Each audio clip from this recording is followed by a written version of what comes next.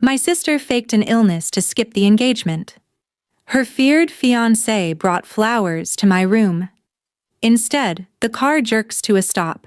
Dominique Maro, the woman who was supposed to marry my sister, turns to me with desperate eyes. "You didn't complicate my life," she says, reaching for my cheek. "You gave me one worth living." My family has disowned me. Society whispers homewrecker every time I enter a room, and this powerful CEO who terrifies half the city just pulled over to tell me I saved her. But 3 months ago, I was invisible. Just the forgotten daughter delivering bad news about my sister's convenient illness. How did white roses meant for someone else lead to this? If you want to hear uncensored, too hot for YouTube stories, check out my Patreon in the description. Tell us where you are watching from and subscribe. I had never met Dominique Maro in person. I had only seen her from a distance at various society functions, a tall figure in perfectly tailored suits who moved through rooms like she owned, not just the space, but everyone in it. People whispered about her the way they whispered about storms and stock market crashes, with a mixture of fear and reluctant fascination. She ran her family's empire with an iron fist after her father's death. She had a reputation for destroying business rivals before breakfast, and for reasons I still didn't understand, she had chosen my beautiful, delicate, utterly manipulative sister as her future wife. The engagement had been announced 6 months ago at a dinner I hadn't been invited to. I learned about it from the society pages like everyone else. Vera had smiled for the cameras in a designer gown, while Dominique stood beside her looking severe and untouchable. My parents had been thrilled. An alliance with the Maro family meant money, status, everything they'd spent years climbing toward. That I existed at all seemed like an inconvenient footnote in their narrative of social ascension. I found Dominique in our formal sitting room, standing with her back to me, examining the oil painting above the mantel with the focused attention of someone cataloging flaws. She wore a charcoal suit that probably cost more than my car, her dark hair pulled back in a way that emphasized the elegant severity of her profile. Even from behind, she radiated a kind of controlled power that made the oversized room feel suddenly smaller. "Miss Maro," I said, my voice coming out softer than intended. She turned, and for the first time, I understood why people used the word striking instead of beautiful when they described her. Dominique Maro had the kind of face that didn't ask for approval. Sharp cheekbones, a mouth that looked like it had forgotten how to smile years ago, and eyes so dark they seemed to absorb light rather than reflect it. She was probably in her early 30s, though it was hard to tell. Wealth and discipline had a way of making age irrelevant. "Your haven," she said. Not a question. Her voice was lower than I expected, textured with an accent that surfaced on certain vowels. French originally, probably, smoothed by years of American boarding schools. "I am."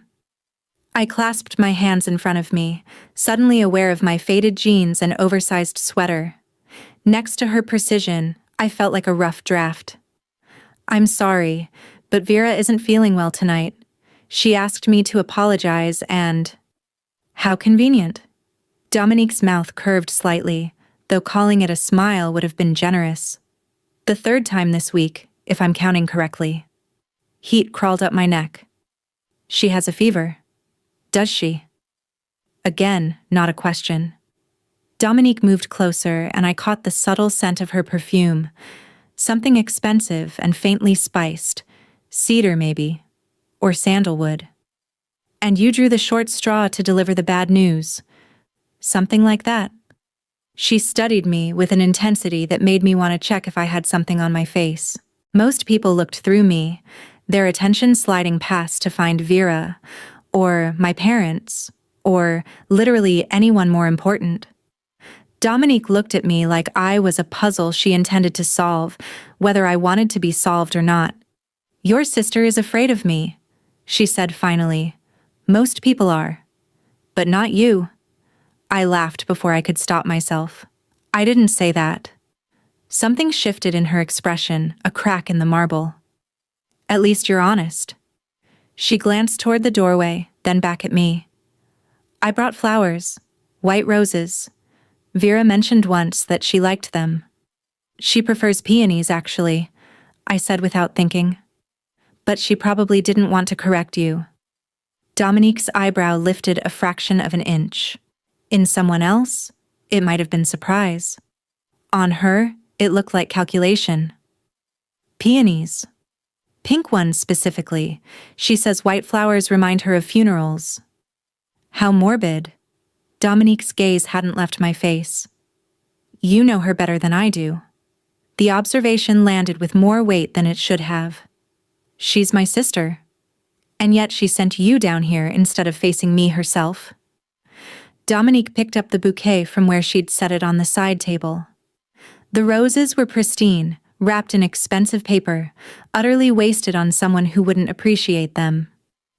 I bought these from a florist on Madison. They close at 9. I left an acquisition meeting early to get them. Something uncomfortable twisted in my chest. I'm sure Vera will love them when she's feeling better. Will she? Dominique held my gaze for another long moment, then did something I didn't expect. She offered me the bouquet. Give these to someone who actually wants them. I can't. You can. Consider it payment for your honesty about the peonies. She pressed the flowers into my hands before I could protest further. Her fingers brushed mine for half a second, cool and sure. Tell Vera I hope she recovers in time for the engagement party. It would be a shame if she missed her own celebration. The dryness in her tone made it clear she knew exactly what kind of recovery we were talking about. Before I could formulate a response that wouldn't make everything worse, she was already walking toward the door, her heels clicking against the marble with military precision. Miss Maro, I called after her. She paused, glancing back over her shoulder. Thank you. For the flowers. Her expression softened for just a moment. So briefly, I might have imagined it. They look better on you anyway. Then she was gone, leaving me standing alone in the sitting room with a bouquet of roses I hadn't earned and the uncomfortable feeling that something had just shifted in a direction I didn't understand. I took the flowers up to my room instead of leaving them downstairs where my mother would ask questions I didn't want to answer. My bedroom was in the east wing, as far from Vera's suite as architecturally possible. Small, overlooked, decorated with furniture from whatever didn't fit elsewhere in the house. I'd stopped trying to make it feel like mine years ago.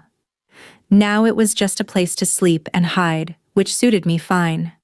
The roses sat on my desk in a water glass because I didn't own a proper vase. They were too beautiful for my space, too expensive, too much.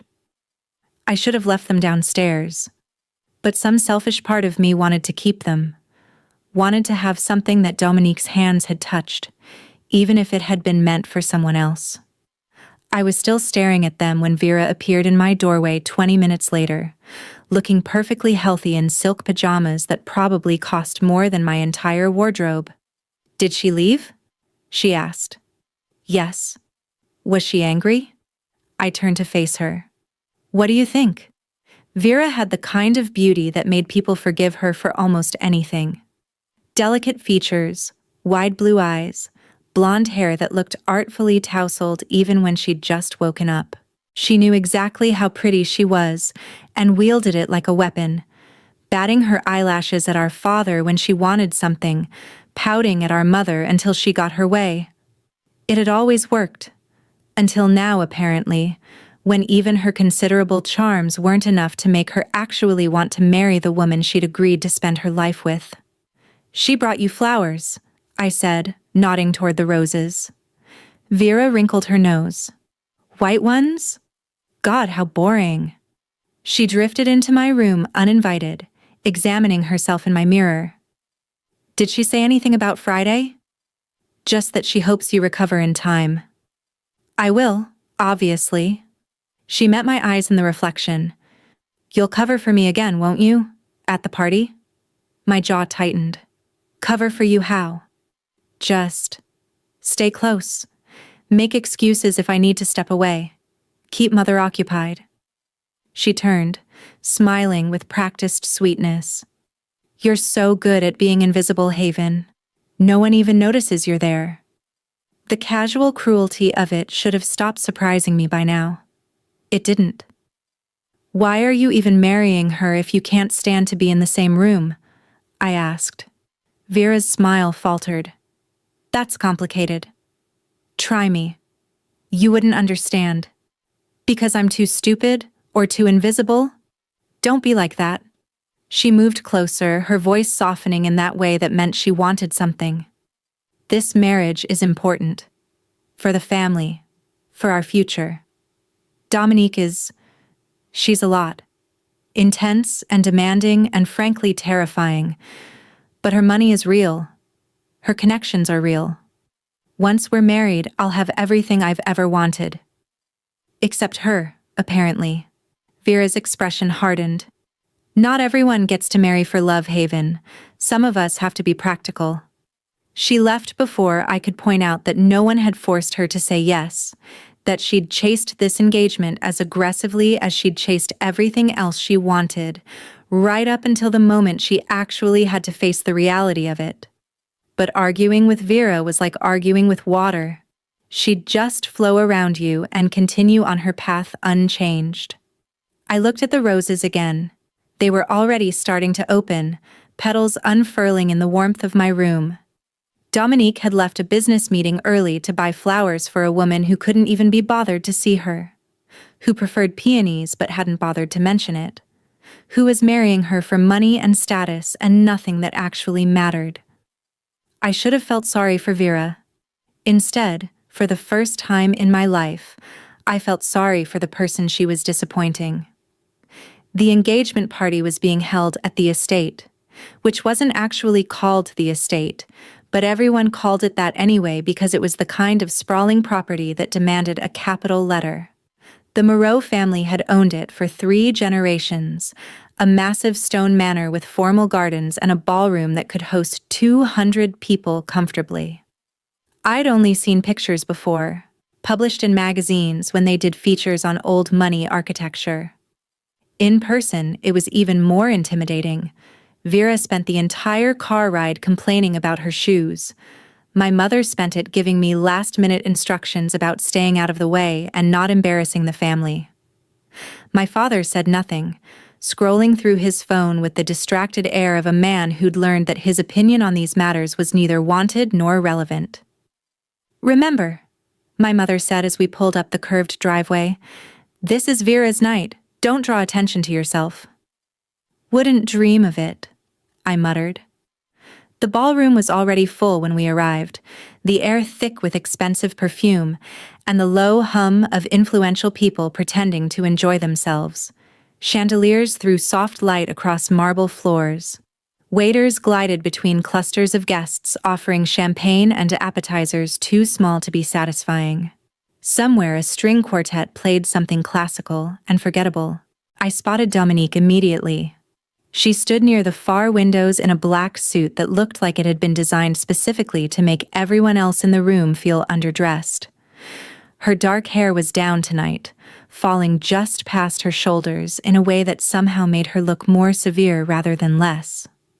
She was listening to an older man in a tuxedo, her expression politely blank in that way that suggested she was thinking about something else entirely. "There she is," Vera whispered, her hand tightening on my arm. "God, she looks even more intimidating than usual." "You're engaged to her," I pointed out. "You're going to have to talk to her eventually." "I know, I just need a minute." She grabbed a glass of champagne from a passing waiter and downed half of it. "Stay close, okay? Please." Before I could answer, Dominique's gaze shifted across the room and landed directly on us. On me, specifically, though Vera was standing right beside me in a pale blue gown that probably cost more than a semester of college tuition. For a moment, Dominique's expression didn't change. Then the corner of her mouth lifted in something that might have been amusement or acknowledgement or something I couldn't quite name. Vera didn't notice. She was too busy draining her champagne and looking everywhere except at her fiancé. "I need to use the bathroom," she announced suddenly. "Vera." "5 minutes. I promise." She shoved her empty glass at me and disappeared into the crowd before I could stop her. I stood there holding 2 glasses like an idiot, watching Dominique extract herself from her conversation and begin moving in my direction. She walked like she owned every inch of space she occupied, people unconsciously shifting out of her path without her having to ask. "Miss Ashford," she said when she reached me, her dark eyes flicking to the champagne glasses and back to my face. "I see my fiancé has already abandoned you. She'll be right back." "Will she?" That same inflection again, turning a question into a statement. "You're a terrible liar." "I'm aware." "It's almost refreshing." She took one of the glasses from my hand, our fingers brushing again. I told myself the small electric shock was static from the carpet. "How are the roses?" "Beautiful. Thank you again." "Did Vera get any use out of them?" I hesitated just long enough to confirm what she already suspected. Dominique's smile turned sharp. "I thought not." She sipped her champagne, watching me over the rim of the glass. "You kept them." It wasn't a question, but I nodded anyway. It seemed wasteful not to. Practical. Her gaze dropped to my dress. A simple black thing I'd owned for years. Not designer, not expensive, not anything special. But the way she looked at me made me feel like I was wearing something intentional instead of just the only formal option in my closet. "That color suits you." Heat crept up my neck. "Thank you." "You're blushing." "You're making me uncomfortable." "Good." She said it so casually I almost missed the weight behind it. "Your sister makes me many things, but uncomfortable isn't one of them. It's like talking to a very pretty wall." I shouldn't have laughed. It came out anyway, sharp and startled.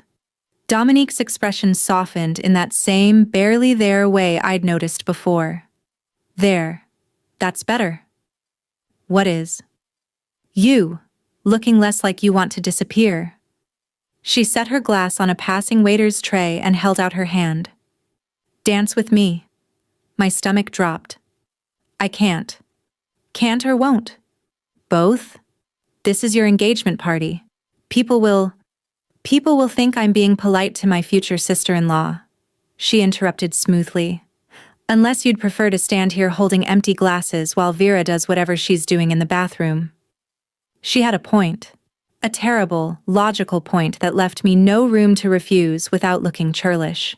I set down Vera's glass and let Dominique lead me toward the dance floor, my heart beating too fast for someone who was just being polite. Her hand settled at my waist, warm even through the fabric of my dress. My hand found her shoulder, solid and sure beneath expensive wool. She guided me into the rhythm with easy confidence, leading so smoothly I barely had to think about the steps. "You're good at this," I said, because the silence felt dangerous. "I had expensive dance lessons as a child."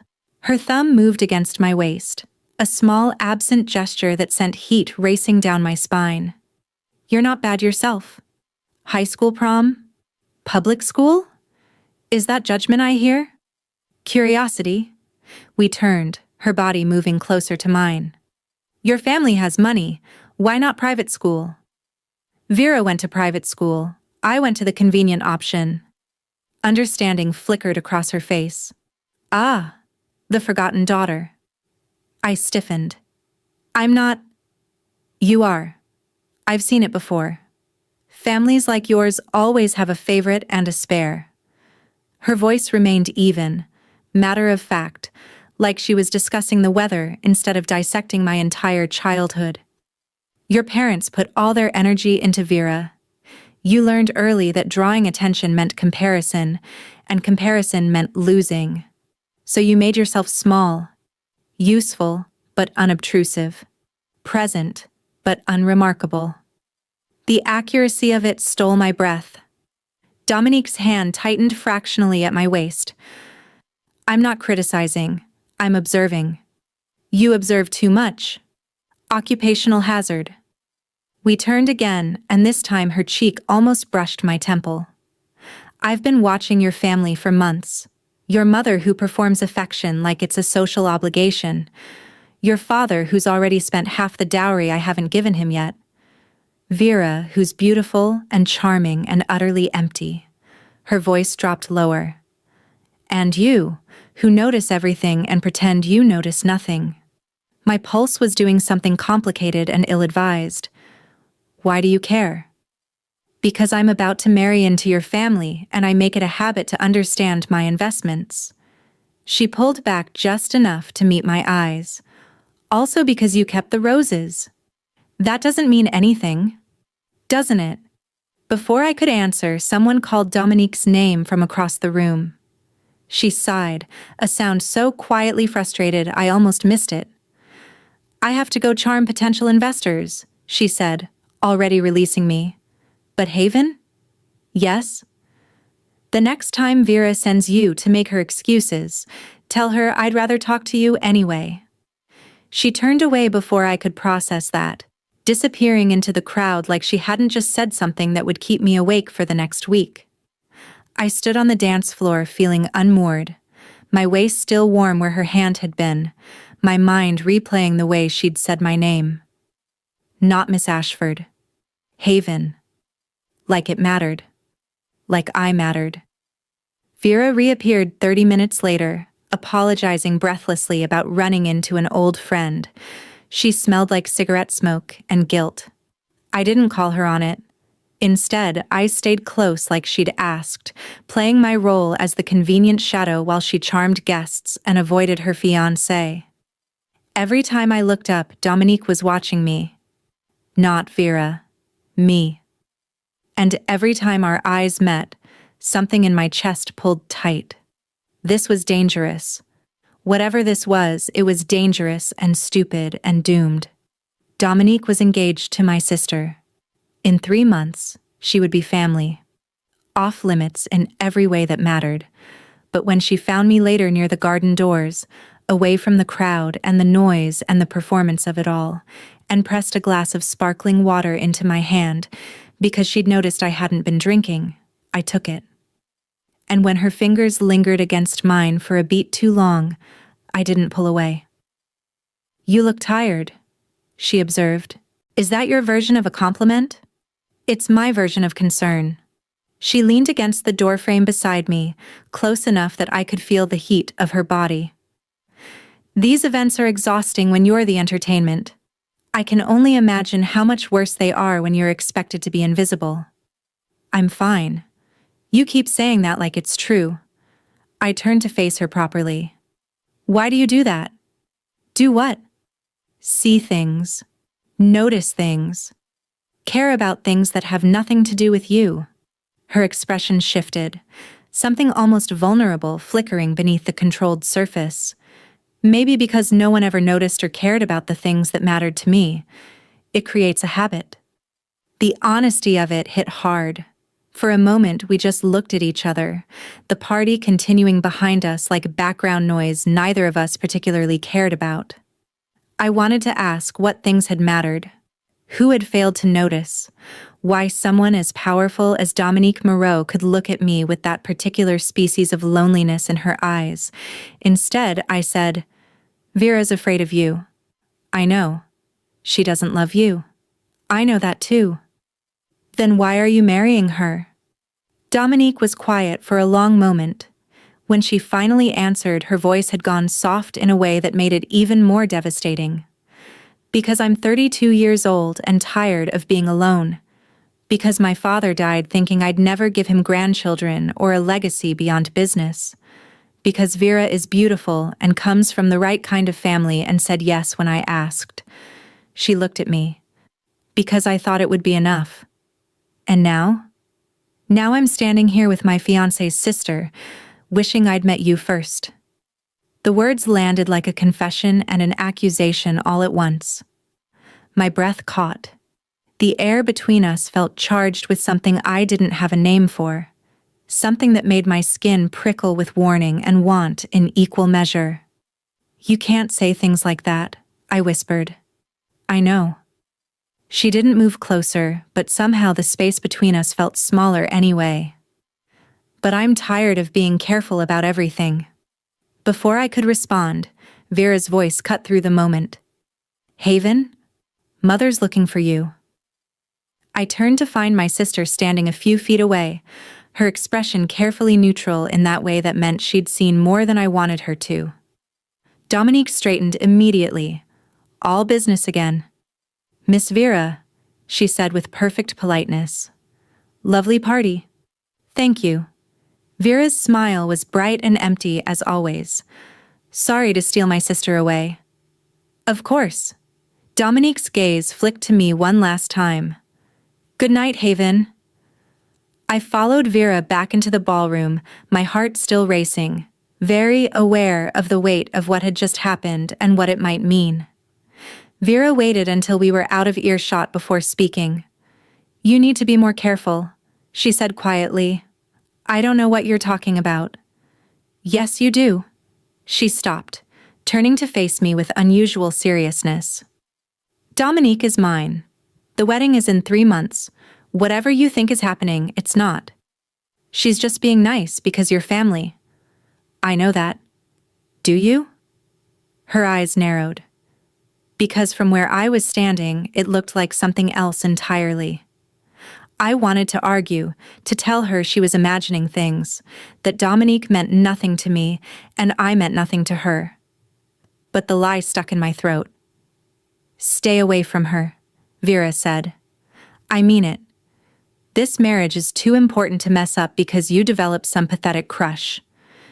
She walked away before I could defend myself, leaving me standing alone in a room full of people, feeling exposed in a way I hadn't felt in years. Because Vera was right. I was developing something, and pathetic or not, it was already too late to stop it. The next 3 weeks were an exercise in carefully orchestrated avoidance. Vera threw herself into wedding planning with manic energy, dragging our mother to cake tastings and dress fittings and floral consultations I was pointedly not invited to. I told myself I was relieved. I threw myself into the adjunct teaching position I'd taken at the local college, spent long hours grading papers and pretending my students' essays about 19th century literature were fascinating enough to occupy my entire brain. It didn't work. Every time my phone buzzed, my stomach jumped thinking it might be her. It never was. Dominique was busy with business meetings and wedding logistics and all the things an engaged woman should be busy with. I was nothing more than an awkward moment at a party, already forgotten. I almost convinced myself it was true until the flowers arrived. They were delivered on a Tuesday afternoon while I was in my campus office, trying to explain to a student why his paper on Wuthering Heights that consisted entirely of the sentence, "Heathcliff was toxic though," repeated 12 times was not going to pass. The bouquet appeared in my doorway, held by a delivery person who looked mildly terrified by their size. Peonies. Pink ones. At least 3 dozen, arranged with a level of artistry that suggested a very expensive florist and a very specific request. The card was simple. For the one who told me the truth. -D. I stared at it for a solid minute while my student asked if he could rewrite the paper and my heart did complicated gymnastics in my chest. Professor Ashford, are those from your boyfriend? No, I said automatically. Then, because lying to undergraduates felt unnecessarily cruel, they're from someone I shouldn't be getting flowers from. That sounds romantic. That sounds complicated. But I kept them, took them home and put them in the nicest vase I could find, which was still just a glass pitcher from Target. But they looked beautiful anyway. I took a photo and almost sent it to her before remembering I didn't have her number. She'd probably arranged that on purpose. The flowers were a message, not an invitation. That lasted 2 days before Dominique showed up at my apartment. I opened the door on a Thursday evening expecting food delivery and found her instead, still in a business suit, hair slightly mussed like she'd been running her hands through it, looking more human than I'd ever seen her. "This is a bad idea," she said without preamble. "Then why are you here?" "Because I've spent 3 weeks trying to talk myself out of it and failing spectacularly." She looked past me into my small apartment, taking in the modest furniture and the peonies prominent on the kitchen counter. "Can I come in?" I should have said no, should have closed the door and protected both of us from whatever disaster this was building toward.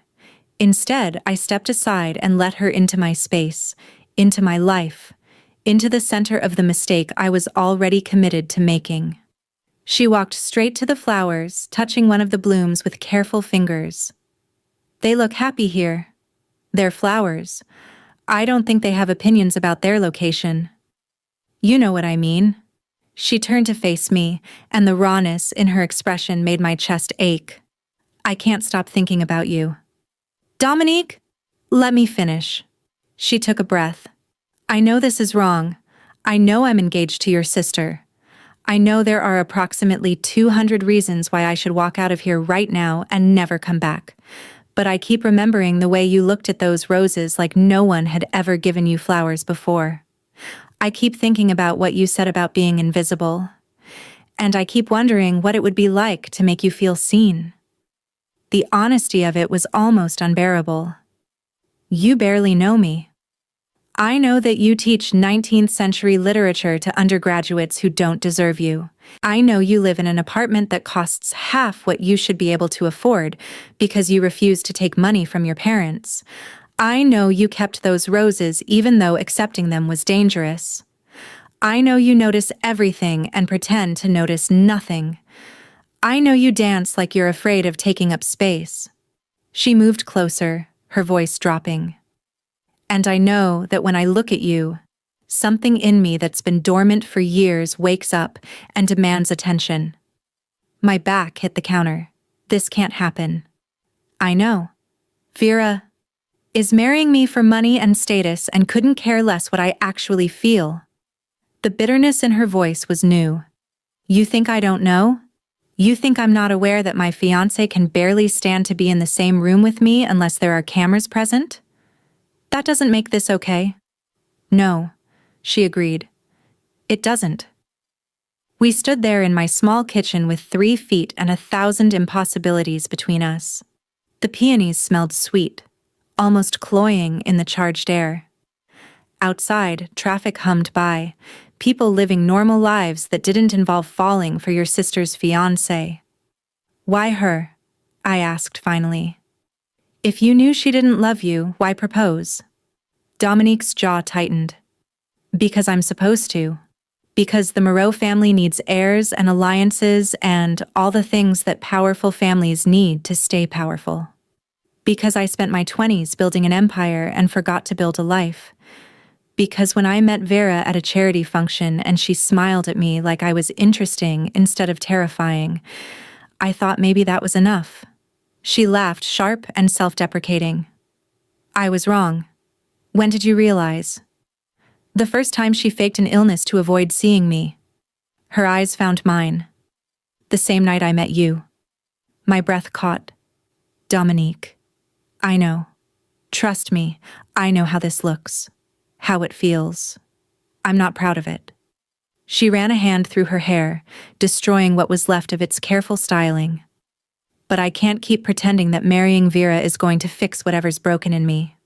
And I can't keep pretending that you don't matter. The problem with desire is that once you've named it, it becomes impossible to ignore." I spent the next week hyper-aware of every time my phone buzzed, every car that slowed outside my building, every moment I let myself imagine what might happen if I stopped being sensible. Dominique didn't contact me. She was being respectful, giving me space. All the things a good person does when they've confessed something dangerous and are waiting for an answer. It made me want her more. Vera, meanwhile, had descended into full bride mode. She called me 17 times in 3 days to complain about the florist, the photographer, the fact that her dress needed alterations, the fact that Dominique was traveling for business and couldn't be available for every trivial decision. I listened and made sympathetic noises, and did not point out that maybe if she actually loved her fiancé, these annoyances would feel less burdensome. On Friday, my mother summoned me to the family house for what she called an important conversation. I showed up expecting another lecture about not embarrassing them at the wedding. What I got was worse. Dominique requested that you be added to the wedding party, my mother announced over tea in the formal sitting room. The same room where I'd first met her. As a bridesmaid, I nearly dropped my cup. What? I was surprised too, but she was quite insistent, said something about family unity. My mother's expression made it clear she found this both suspicious and irritating. Vera isn't pleased, but arguing with the Maros seems unwise given the circumstances. What circumstances? My mother's mouth tightened. Your sister has been difficult lately.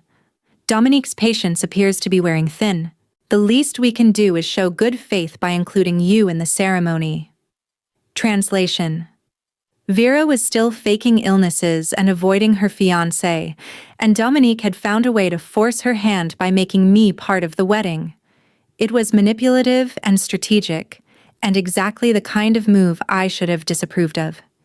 Instead, I felt something warm unfold in my chest. She wanted me there, close, visible. Fine, I heard myself say. I'll do it. My mother looked relieved. Vera, when I saw her later, looked murderous. She requested you specifically, she hissed while our mother was out of the room. Do you know how that looks? Everyone's going to think she likes you better than me. Maybe she does. The words came out before I could stop them. Vera's eyes widened, then narrowed. You need to get over whatever this is, she said coldly. Dominique is mine. The ring on my finger says so. Whatever little fantasy you've built up in your head, it ends now. I haven't done anything. You exist. That's enough. She stepped closer, her voice dropping to something almost vicious. Stay away from her. Be polite at the wedding and then disappear back into whatever quiet little life you've built for yourself. Because if you mess this up for me, if you do anything to jeopardize this marriage, I will make sure everyone knows exactly what kind of sister you really are.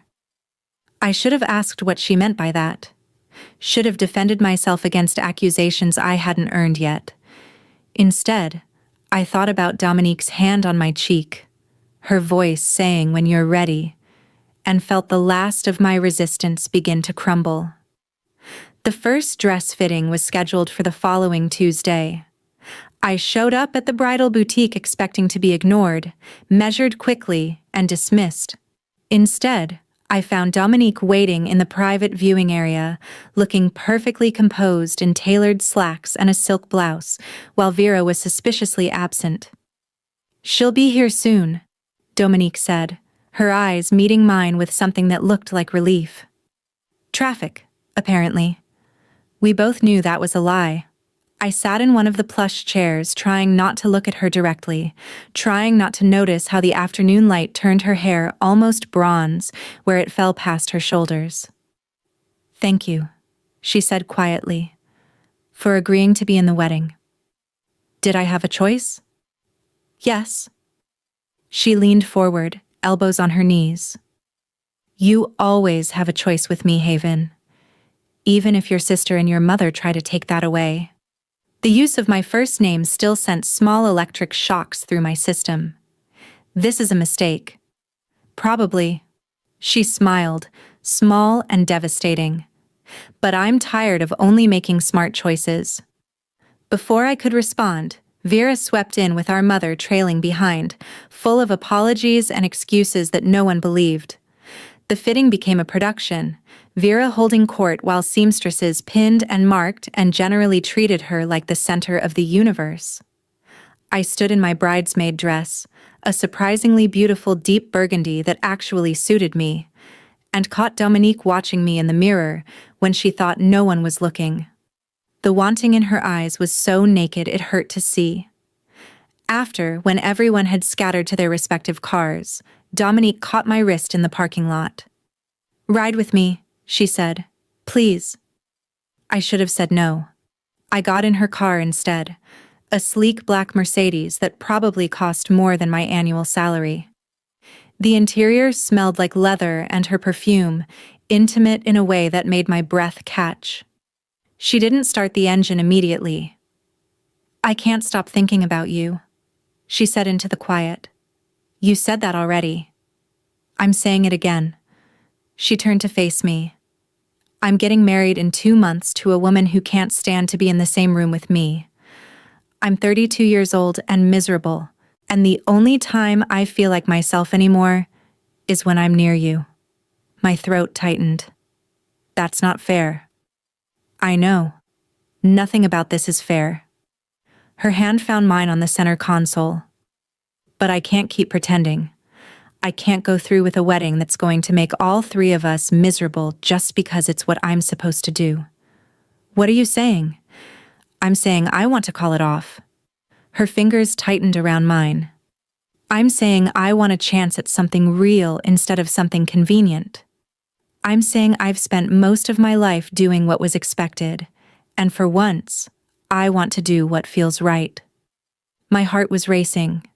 And what feels right? You. The simplicity of it nearly broke me. If you'll have me. The weight of the decision pressed down like atmosphere.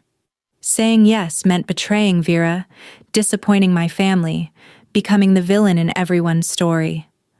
Saying no meant walking away from the first person who'd ever really seen me. The first person who made invisibility feel like a choice instead of a curse. I thought about the roses, the peonies, the way she said my name like it mattered, the gentle press of her hand against my cheek, the loneliness in her voice when she talked about being alone. I need time, I said finally. It's too big. Too much. Something like pain flashed across her face, but she nodded. How much time? I don't know. A week? 2? Take what you need. She lifted my hand, pressed her lips to my knuckles in a gesture so tender it sent tears burning behind my eyes. But Haven? Whatever you decide, please decide for yourself. Not for Vera. Not for your parents. For you. She drove me home after that. We didn't talk, the silence heavy with everything unsaid. When she pulled up outside my building, I hesitated with my hand on the door. Dominique? Yes? Why me? You could have anyone. She looked at me then with an expression so open it felt like being held. Because you're the first person in a very long time who's wanted me for myself instead of what I can give them. Because you notice things. Because you kept roses that weren't meant for you and somehow made them yours anyway. Her voice softened. Because when I look at you, I remember what it feels like to want something that isn't on a strategic planning document. I left the car before I could do something stupid like kiss her. But I carried her words with me up the stairs, into my apartment, into the sleepless night where I lay in bed and tried to figure out how to choose between the girl I was supposed to be and the woman I wanted to become. The answer, when it came, wasn't what I expected. I went to see Vera the next morning. Found her in her room, surrounded by wedding magazines and fabric swatches, looking more overwhelmed than excited. She glanced up when I appeared in the doorway, her expression immediately guarded. What do you want? To talk. Honestly. She set down the magazine, crossing her arms. About? Dominique? Her face went carefully blank. What about her? Do you love her? That's none of your business. Vera. I stepped into the room, closing the door behind me. Do you love her? The silence stretched long enough to become its own answer. Finally, Vera laughed, brittle and sharp. Does it matter? Yes. Why? Because you do? She stood, her eyes flashing. Because you've decided you want what's mine? She's not yours. You don't even want her. I want what she can give me. That's not the same thing. So what? Vera's voice rose. So what if I don't love her? She doesn't love me either. It's a transaction haven.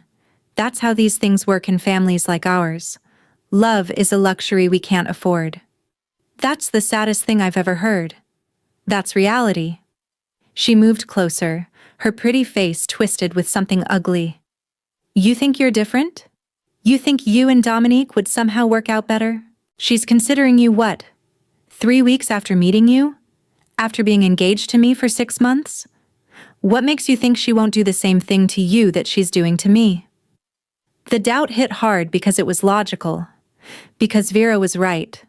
What I knew about Dominique could fit in a thimble, and what I felt was too big to be trusted. But then I thought about the way Dominique looked at Vera versus how she looked at me, the difference between polite distance and actual longing. The roses versus the peonies. The careful way she touched me like I was something precious, versus the carefully blank way she treated my sister like a business obligation. She sees me, I said quietly. Actually sees me. And I think that terrifies you because you've spent so much time being seen wrong that you've forgotten what it feels like to be known. Vera's face went pale. For a moment I thought she might cry. Instead, she laughed again, colder than before. Keep her then, she said. Take Dominique and her money and her sad, lonely life and see how long it takes before you realize you've just become the next convenient option. But don't come crying to me when it falls apart. She turned away, dismissing me. I left her there among her wedding plans for a marriage that was already over, feeling surprisingly empty of guilt. Because Vera was right about one thing. Love was a luxury. And I had spent too many years being practical to keep refusing it now. I texted Dominique from my car. We need to talk. Her response came within seconds. When and where? Now. My place. She was there in 20 minutes, faster than should have been possible from wherever she'd been. I let her in, and we stood in my living room, the peonies on the counter starting to wilt now, petals dropping like small casualties. I talked to Vera, I said. Dominique's expression went carefully neutral. And she doesn't love you. She admitted it. I know. And you still proposed anyway. Yes. She moved closer but didn't touch me. Because I thought being less alone was worth more than being actually loved. I've revised that opinion. My heart was hammering. What happens now? I call off the engagement. Just like that? Just like that. She caught my hand, threading our fingers together. I'll handle your parents. I'll handle Vera. I'll handle every bit of the fallout. All I need from you is an answer. What's the question? Her eyes held mine. Can you see yourself taking a chance on someone who's messy and lonely and doesn't know how to do this the right way? Someone who's going to make mistakes but wants to try anyway? Are you asking me or telling me? Both. Probably.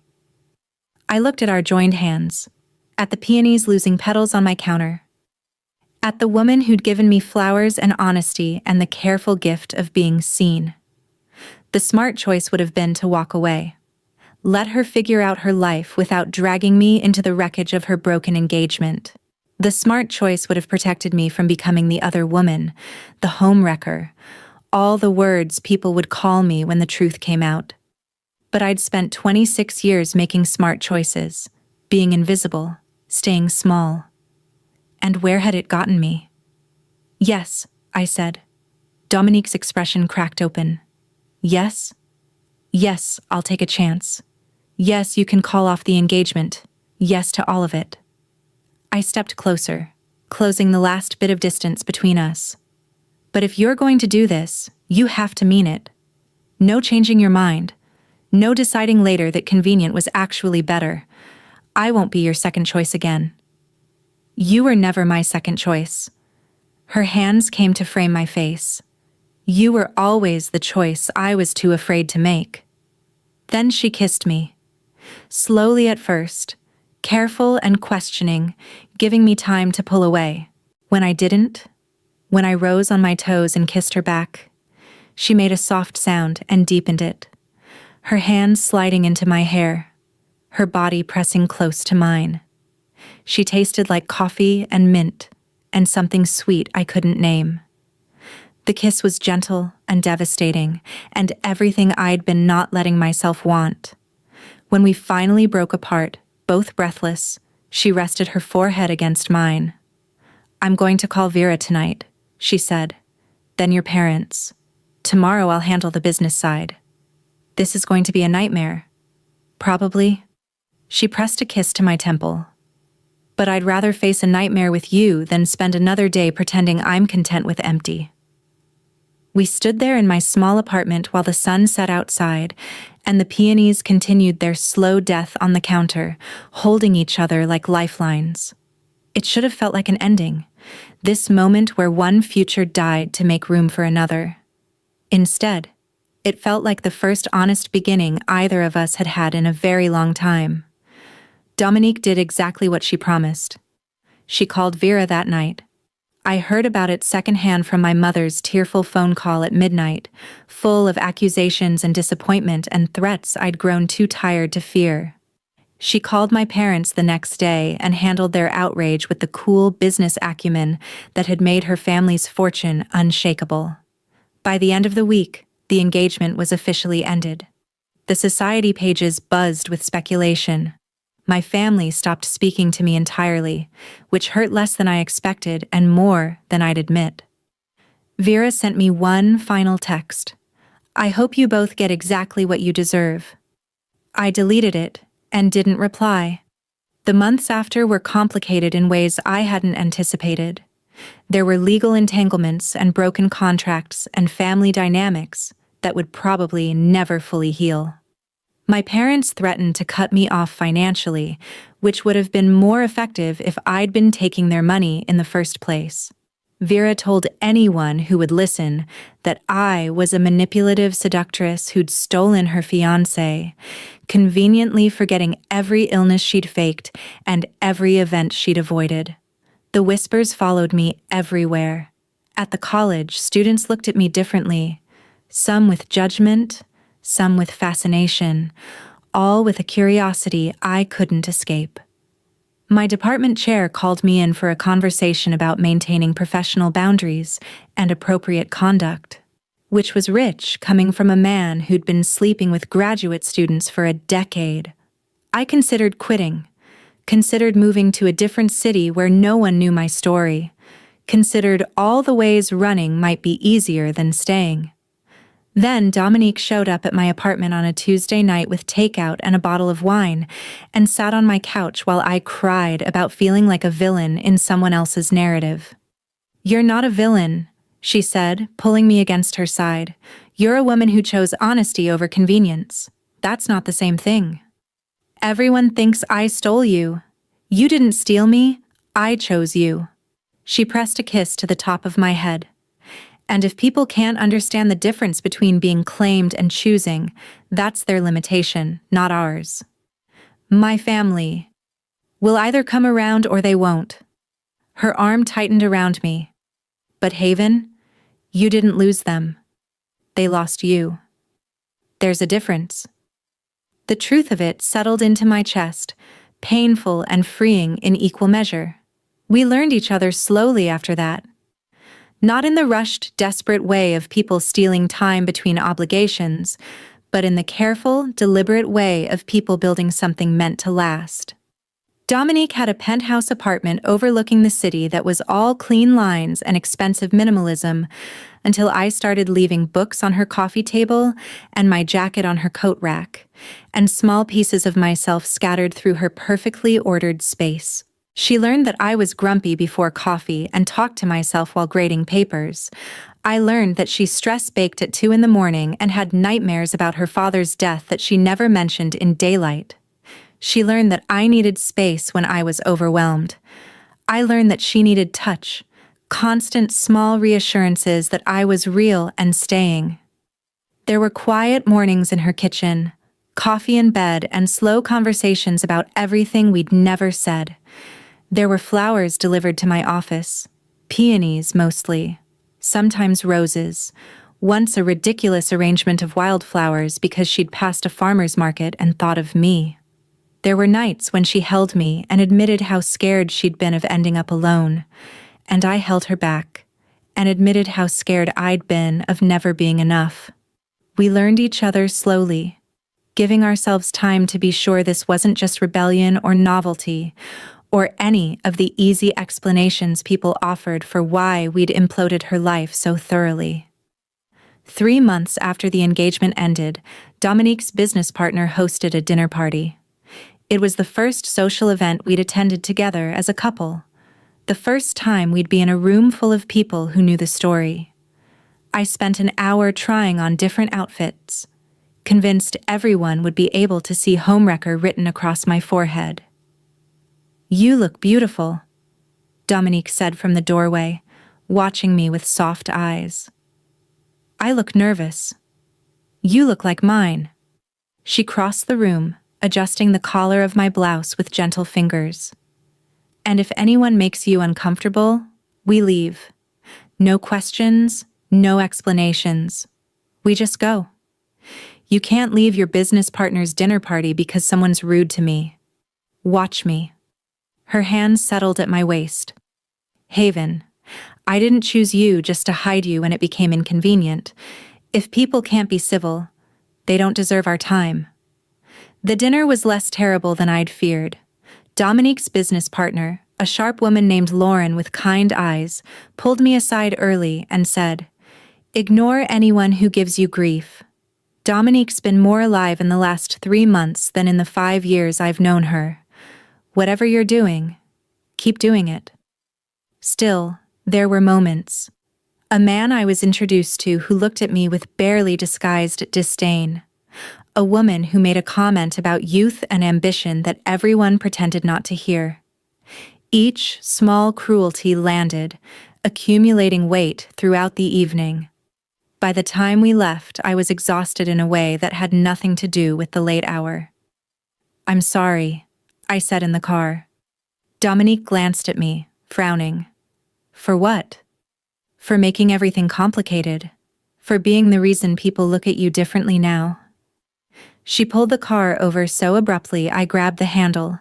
We were on a quiet side street, city lights painting the interior in strips of gold and shadow. She turned to face me fully.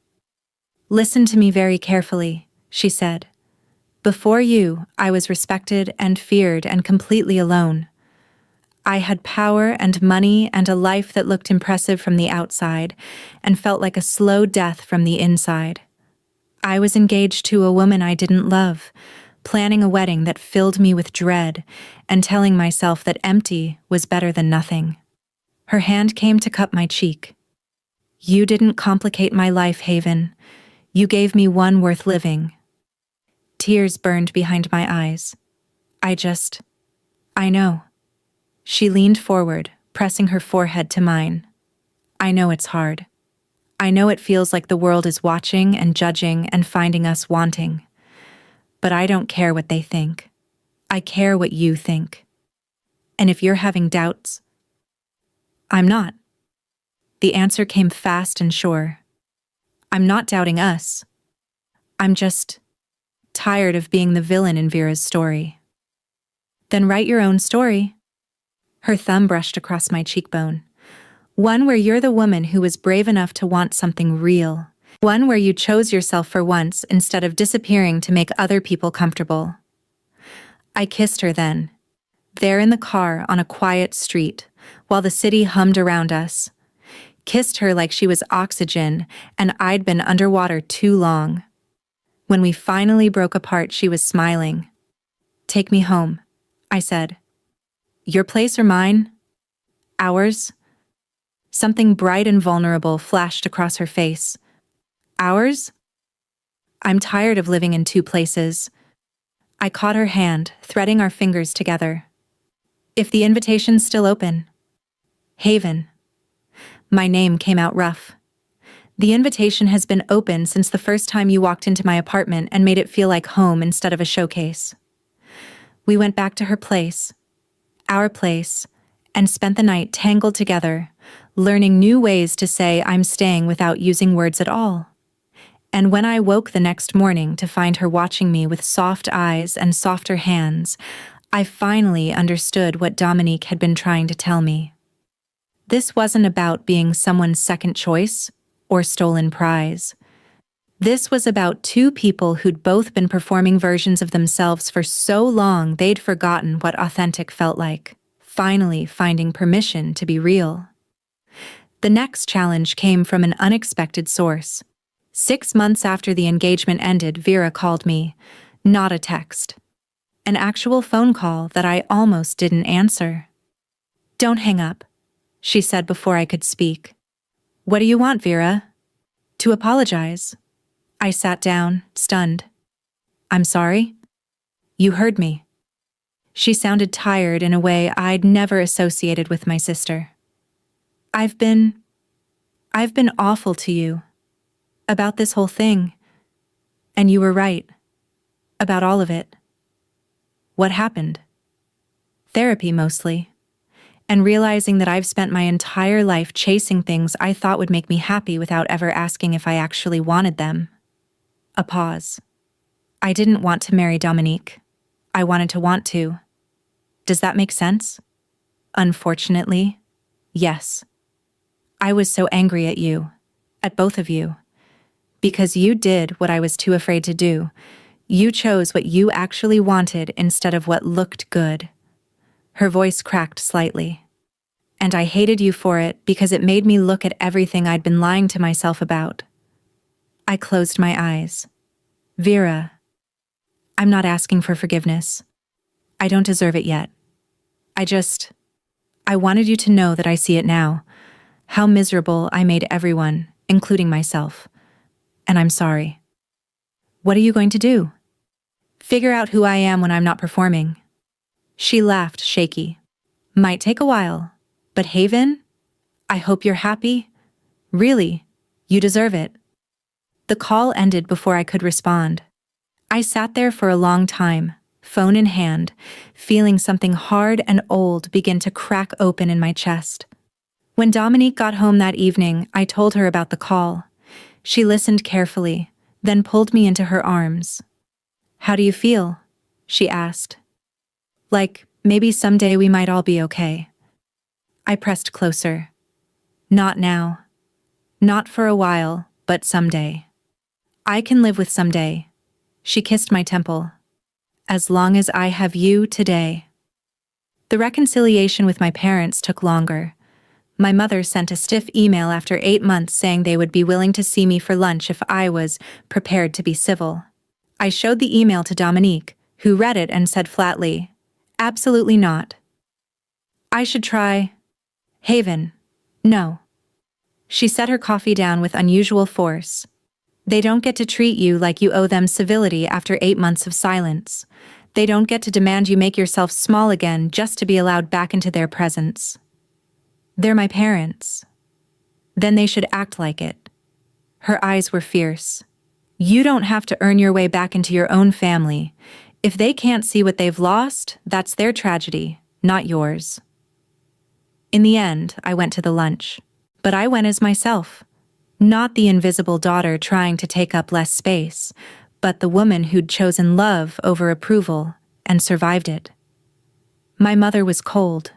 My father was uncomfortable. We made stilted conversation about weather and safe topics, carefully avoiding anything that mattered.